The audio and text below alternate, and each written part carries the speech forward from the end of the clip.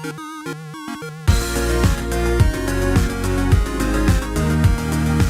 everyone, welcome back to another Anime Kingdom review. See by title below, yes, this is on episode 8 and episode 9 of SukaSuka. And yes guys, I am back.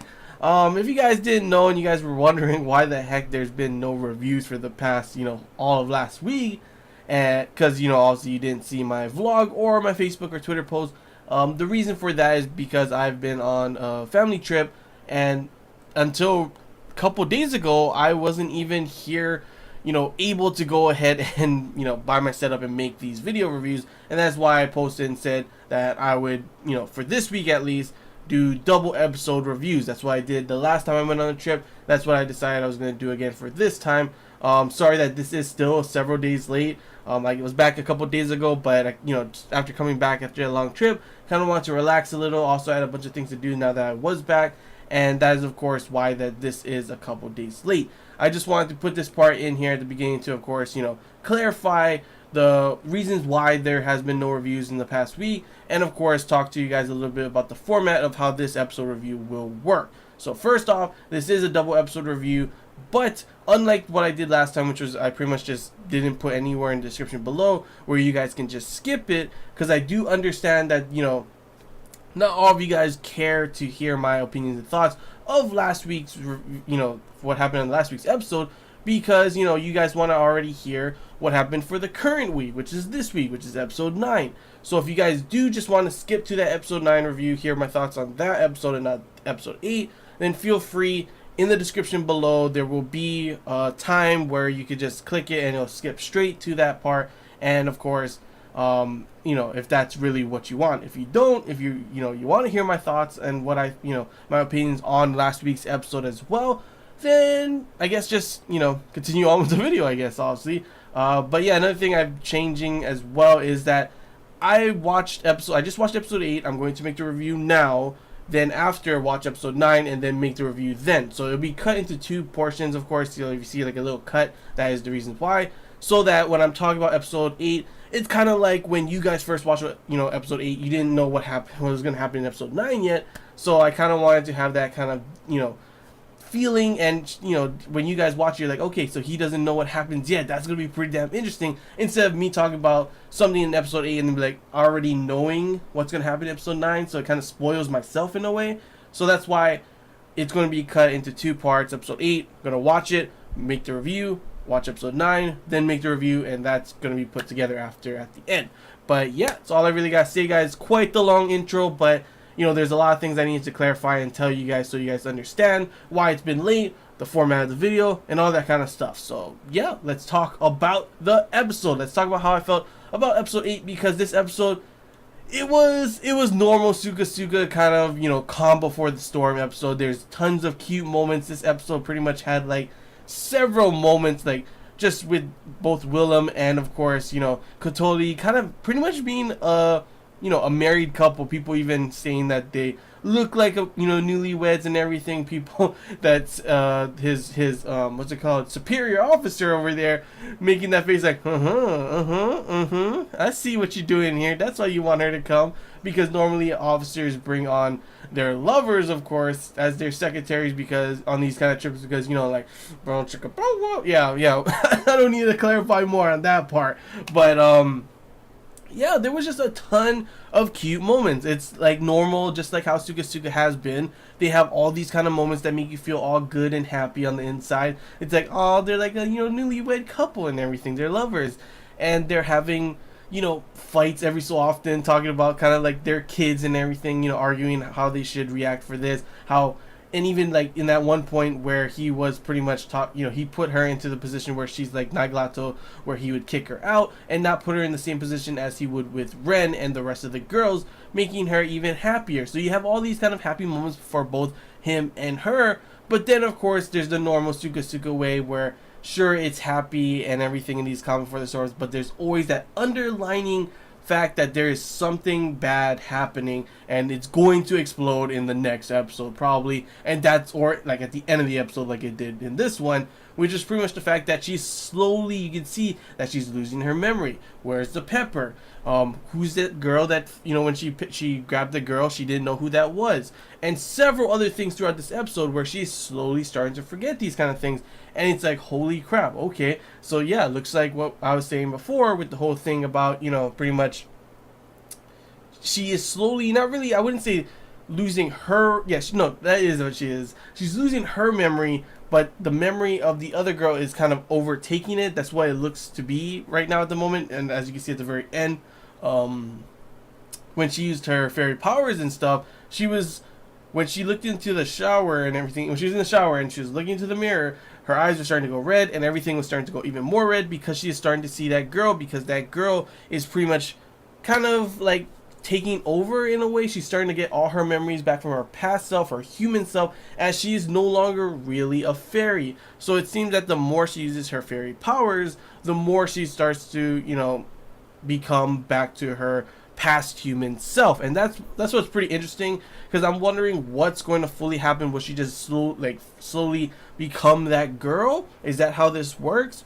Like the girl will somehow be able to be reborn? Or is it the fact that it's slowly going to just destroy her mind, just like how it was supposed to before, but she somehow made a reset in a way, kind of thing? And that's why she's slowly getting worse and worse and worse as we go on in this episode, and probably going to get worse even more, as we saw at the beginning of the first episode, that intro part, that little, showing of the future where her hair is like fully red, her eyes are fully red, and she was just jumping down from like in the sky towards the ground or something like that. So yeah, we already know it's going to be bad. We already know, and that's the thing that sucks when you see these kind of episodes, these Calm Before the Storm episodes, and they look all happy and stuff, but there's that little underlying fact, and the fact that you already know it's going to go bad, that it just makes it so hard for you. It's like, oh my gosh, I want to enjoy this episode because it's so nice. I love all these cute moments between them, but you know that it's going to get bad. And for sure, in this next episode, that's where things are going to go bad, as you saw at the end with that huge cliffhanger of her pretty much like having this crazy moment with seeing the red girl in the mirror, her past self in the mirror, and her hair slowly, like even more, changed to red, not just that one part of her hair.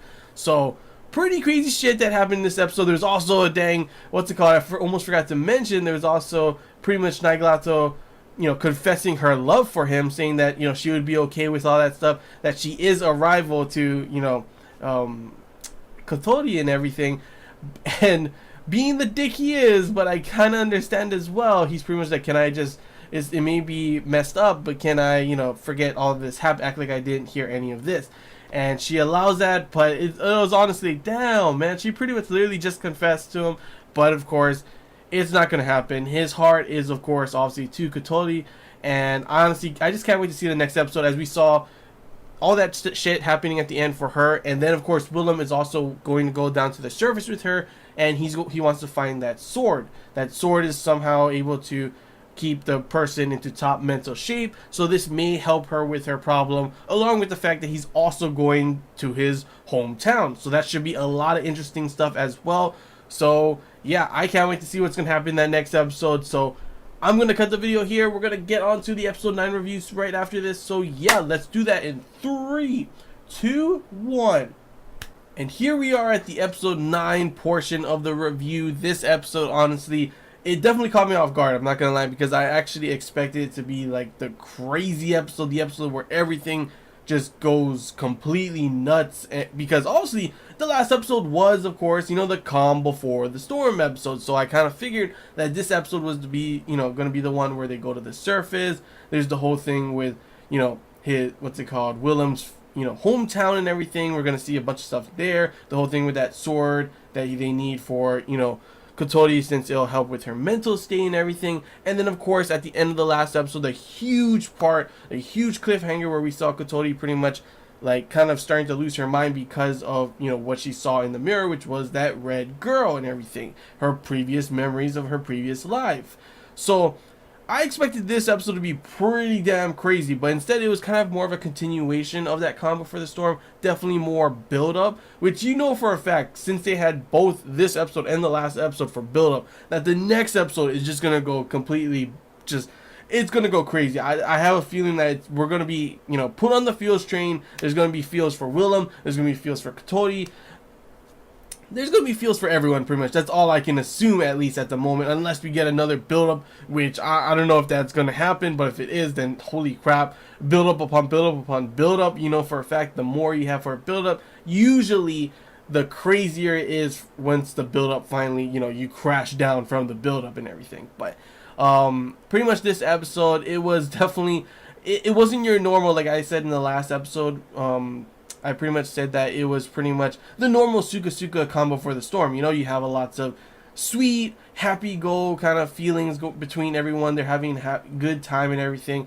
And then there's always that little underlining detail of something going bad. Like, you know that it's not going to last. This, you know, all this happiness is not going to last. And, of course, the last one was, of course, because of her, you know, her losing her memories is pretty much what was going on.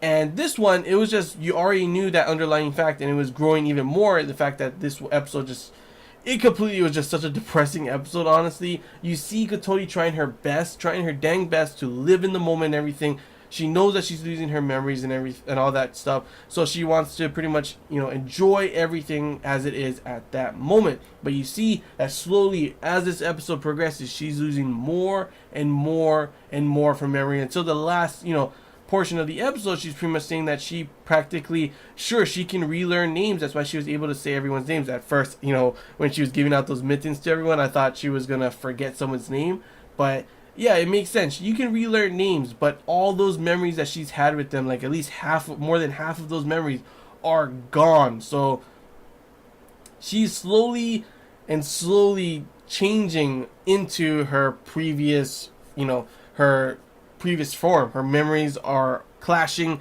with the red hair girls one instead, and slowly you can't really even, like she said, like she doesn't even know if she can call herself Katori anymore, because she's going to lose practically all of her memories. And this is where, like, the part where I was kind of confused. I'm not too sure still yet if when that happens, does she become, because she's no longer a fairy, they already said she's no longer a leprechaun. Does that mean she's going to be becoming her past self? Is like her past self the memories of that red hair girl? Is she going to be reborn? Is that what's going to happen? Or does she just die? I'm not really too sure on that, especially because of what happened at the beginning of this episode with Ithea, in the fact that we learned her secret, and it's practically pretty much that she woke up in this body, she didn't know anything, and then all of a sudden she found this diary of the previous Ithea, and that makes me think that that means that when the girl loses her memories and everything, her memory, you know, she goes through all that kind of stuff, it kind of resets her body and she becomes small again or something, I'm guessing. That's the only thing I can think of, because that diary either is the previous Ithea, or this is a diary from, like, the obviously, you know, they're fairies of they become forms of these past children's lives and everything, these past children that died. So pretty much that either means that this is the diaries of that girl way back then, like the red haired girl for Katori, or the fact that it is when the previous fairy she wrote down all her memories, and thus that's why those diaries are there. And every time when the girl finally does die, I guess her body, you know, they're not really full on a body, I guess. They're become from dead people's memories and everything, dead children's memories, and that's how the fairies are, you know, born. So it makes sense that they are reborn in this new body kind of thing, that just, I don't know how it's created and everything, but it is created, and they have no memories. But of course, it's a continuous process of these fairies, and that's why Ithea kind of just continues on Ithea as she reads her memories of this person and wants to continue the life of Ithea. And that's where we get the Ithea that we now know now, which is she's kind of like that always in your business kind of, you know, jokester kind of character. So we don't really know the real character of our current Ithea, as she said, don't you want to know my name? But, you know, Katori's like, no, you're the Ithea I know, you're this and this and that. And it was a nice moment for that, but it's always sad to think that that means that Ithea is living someone else's lives and not her own. So it's always a wonder if she regrets that all throughout this. You know, it always seems like she's happy, but there's always that underlining thing where it kind of seems like she's not, you know. It's really sad for Ithea, because you always do see Ren and you always do see Katori, and we don't get as much about Ithea, honestly, until this episode. And you really do see a different side of her character, to which I actually really did enjoy learning more about her character. And I love the way that she was able to, Kotori was pretty much like full on just sad. She was depressed. She didn't know what to do. She was feeling that she was just the disintegration of her mind was continuing. It did not stop, even if she's no longer a fairy. But of course, thanks to her, she's able to kind of live on in the rest of this episode and live in the moment, like I said before, and just forget about the memories that are coming from this other person. Just push that out and create new memories that she wants now with, of course, Willem. And that's what makes this episode so sad, because from the very beginning, you know that she's slowly disappearing as we go on throughout the episode. To the end of the episode, she's pretty much practically half of herself is already gone. So it should be definitely interesting to see how the next episode will turn out. As I said, it's probably going to be the one that's crazy, as we see Willem going to his hometown. There's the whole thing with the sword, where that sword really helped Kotori. Is Kotori too far gone? What's going to happen to her now that she's probably going to lose even more of her memories? Will she still be Kotori? Is there going to be a point where she's not even going to remember everyone?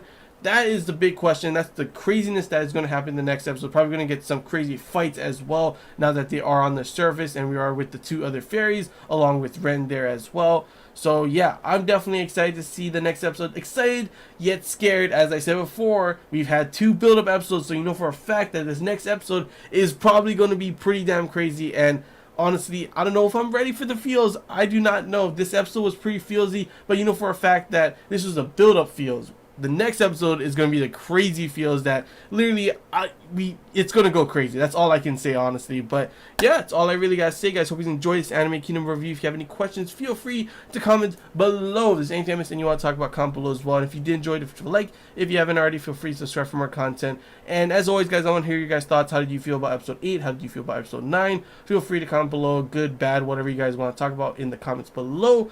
And yeah, that's all I got to say, guys. So till next time, see ya.